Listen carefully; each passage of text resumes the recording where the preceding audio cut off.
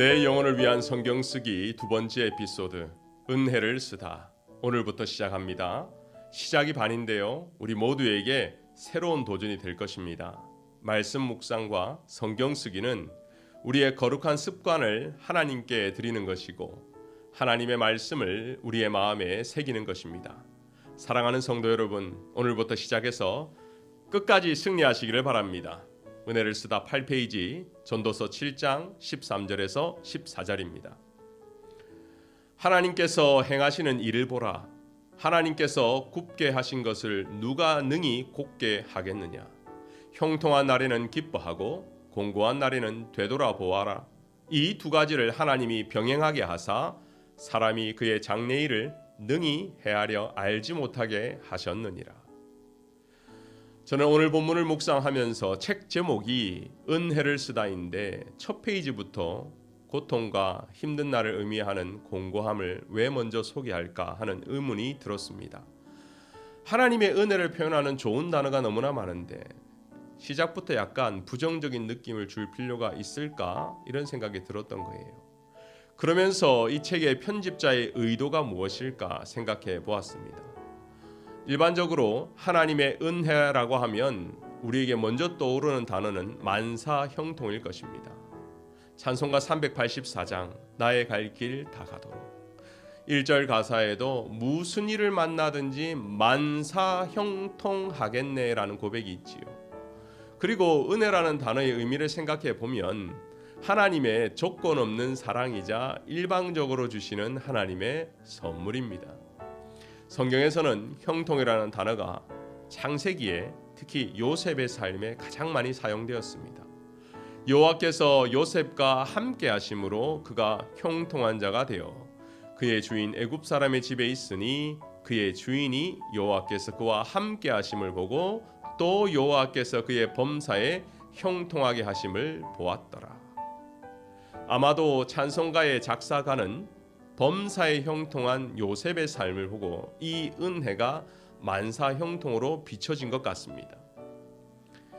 애굽의 노예로 보디발의 집에 가정총무로 갈 때도 요셉은 형통했습니다. 성추행으로 오해받아 감옥에 갈 때도 요셉은 형통했습니다. 성경은 한결같이 요셉이 형통했다고 말하고 있지요. 그 핵심은 여호와께서 함께 하십니다. 형통한 날이든지 아니면 공고한 날이든지 하나님의 함께 하심을 경험한다면 그것이 하나님의 은혜라는 것이죠. 오늘 본문 전도서는 솔로몬이 인생의 깊은 경륜이 찬 시니어 때 지은 책입니다. 하나님의 은혜와 인생의 깊이가 함께 담겨 있는 본문인데요. 솔로몬이 간증을 한 거예요. 내가 인생을 길게 살아보니 내가 똑똑하다고 생각했는데 두 가지를 깨닫게 된 것이었습니다. 첫 번째는 하나님의 계획하심과 하나님의 행하심을 나약한 우리가 연약한 인간이 구체적으로 다 알 수 없더라는 것이었습니다. 두 번째는 공고한 날이 온다 할지라도 되돌아보아 하나님의 인도하심을 깨닫게 되면 더 큰 은혜가 있더라는 것입니다. 아내가 한 번씩 들어가서 이민생활에 꿀팁을 얻는 미시 쿠폰이라는 사이트가 있습니다. 이민생활 하는 한국 분들이 여기에서 많은 정보를 얻고 서로의 삶을 나누는데요. 최근에 한 글을 제가 보았습니다.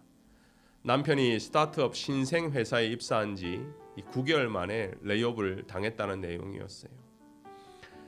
아내로서 남편에게 어떻게 대해야 될지 몰라 눈물만 흘리고 어떻게 하는 것이 바른 길인지 이민생활 선배들에게 질문을 던진 것이었습니다. 그랬더니 답글이 속속히 달리기 시작하는데 대부분 격려와 용기를 주는 아주 따뜻한 글이었습니다. 인생에는 업앤다운이 있고 지금 레이업을 할 수밖에 없는 기업이라면 그렇게 미래가 밝지 않으니 차라리 잘된 것일 수 있습니다. 남편에게 스트레스 주지 마시고 편하게 부부가 하나가 되는 기회가 되면 좋겠다라는 답글이었어요. 그리고 대부분 격려였습니다. 미래를 알 수 없는 세옹지마 인생에 부부가 함께하는 것 무엇보다 중요합니다. 우리의 삶에도 가장 중요한 것이 있다면 하나님이 지금 나의 인생에 함께하고 계시다라는 것을 느끼고 깨닫는 것입니다. 사실 불신자나 신자나 누구나 미래에 좋은 일만 있기를 바라죠. 개인적으로 넘어서서 사회도 차별 없는 세상, 노력한 대로 그 대가를 받는, 그 결과를 받는 그러한 세상을 다들 바라고 있습니다. 하지만 우리의 생각과 달리 현실은 그렇지 않지요. 그렇기 때문에 우리는 공고한 날을 맞을 준비를 해야 합니다. 어떻게 할까요? 어떻게 준비할까요? 오늘 묵상 포인트입니다. 하나님의 절대 주권을 믿고 모든 일을 믿음으로 생각하라는 것입니다. 이것은 그냥 긍정의 힘이 아닙니다.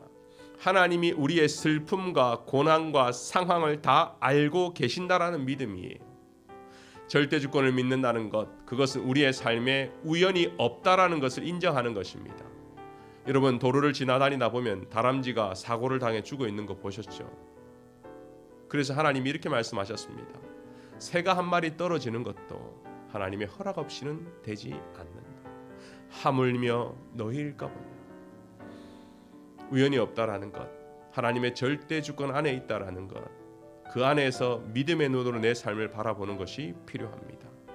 팬데믹 이후 뉴노멀 사회 가운데 우리의 인생 가운데 우연처럼 보이는 것들이 있을 수 있습니다. 특히 공고한 날을 맞이하고 있는 사람들, 공고한 날 중에 있는 국가들을 보면 더욱더 그렇게 생각되어집니다.